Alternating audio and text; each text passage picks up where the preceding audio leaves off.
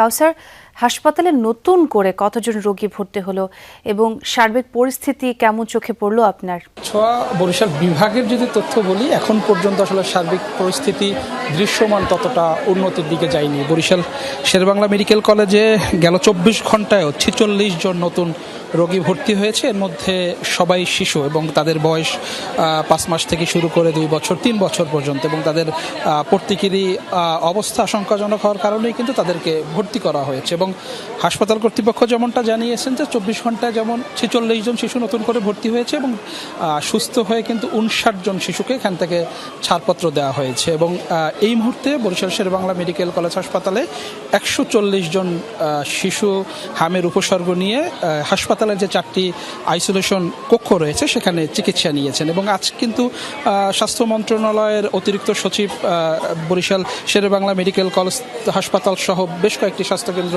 পরিদর্শন করেছেন এবং তিনি জানিয়েছেন যে হাম রুবেলার উপলক্ষেই তারা আসলে মাঠ পর্যায়ের পরিস্থিতি পর্যবেক্ষণ করে দেখছেন এবং জানিয়েছেন যে সারা দেশব্যাপী যে টিকাদান ক্যাম্পিং চলছে, এই ক্যাম্পিংয়ের মাধ্যমে যে শিশুরা টিকা পেয়েছেন বা যারা টিকা পায়নি সবাইকে কিন্তু এই টিকাদান কর্মসূচির আওতায় নিয়ে আসা হচ্ছে। এবং তিনি আশা প্রকাশ করেছেন যে এই যে টিকাদান টিকাদান ক্যাম্পিং শেষ হলে তাদের যে লক্ষ্যমাত্রা নির্ধারণ করা হয়েছে, যেসব শিশু 1 ডোজ বা 2 ডোজ পেয়েছে তাদেরকে বুস্টার ডোজ দেওয়া হয়েছে, যারা বিগত দিনে যে শিশুগুলো টিকা পায়নি তাদেরকে ওই টিকা কার্যক্রমের আওতায় আনা হচ্ছে। এবং এই ক্যাম্পিং শেষ হলে তিনি মনে করেন যে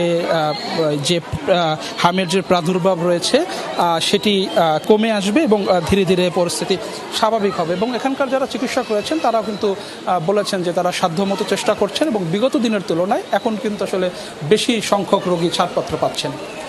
অনেক ধন্যবাদ কাউসার আপনাকে।